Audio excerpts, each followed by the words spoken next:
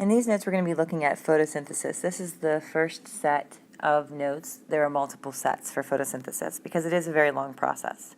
This is going to be mostly an overview. So photosynthesis is the process of making sugars from sunlight, water, and carbon dioxide. Here's the equation for photosynthesis. We have carbon dioxide plus water with light energy absorbed by chlorophyll gives us carbohydrates and oxygen. So CO2 plus H2O gives us C6H12O6, which is glucose, and oxygen. This is the one I want you to write in your notes.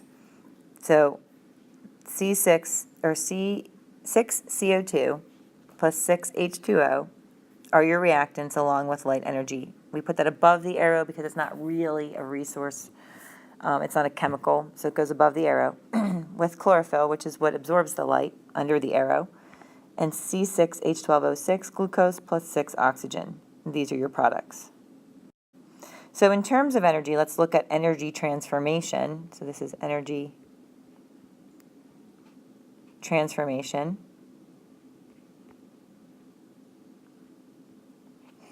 We have solar energy, which is our light energy, coming in, and we end with chemical energy coming out, which would be our food or our sugars, our carbohydrates. So we're making food from light energy.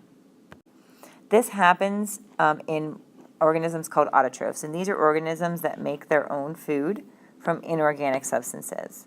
And most use photosynthesis for this, but there is another way, chemiosynthesis, in order to do that. Heterotrophs are organisms that cannot make their own food, and that's what we are. We're animals. So we're going to focus on autotrophs. Autotrophs that use photosynthesis include plants and bacteria. So we're going to look mostly at plants when we're discussing this. In plants, photosynthesis occurs in an organelle called a chloroplast, and this is found mostly in the mesophyll cells in leaves. And when we look at, in one of the other lessons, leaves and the structures of the leaves, you're going to see where the mesophyll cells are.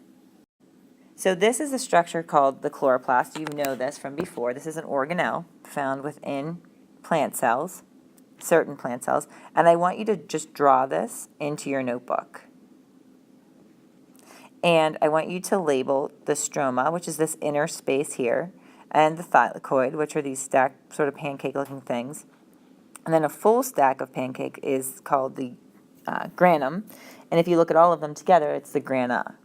We also have an outer membrane, an intermembrane, and an inner membrane space of the chloroplast. But what I want you to do is label stroma, granum, and thylakoid on your picture.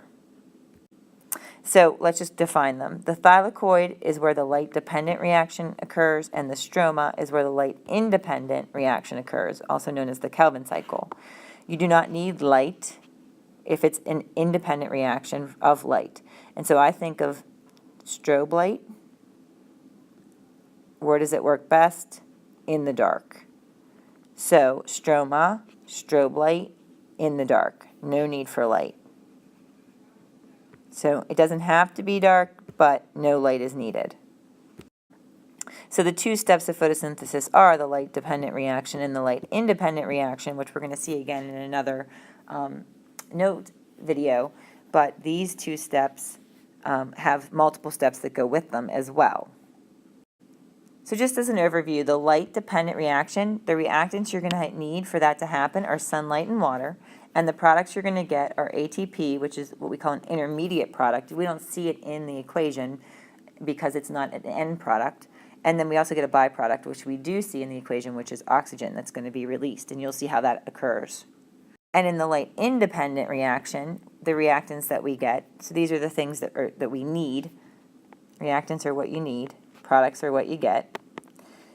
Is CO2 and ATP, and the product that we get at the end is glucose, and this is our final product of all of photosynthesis. And you'll learn more about specifics in the next video.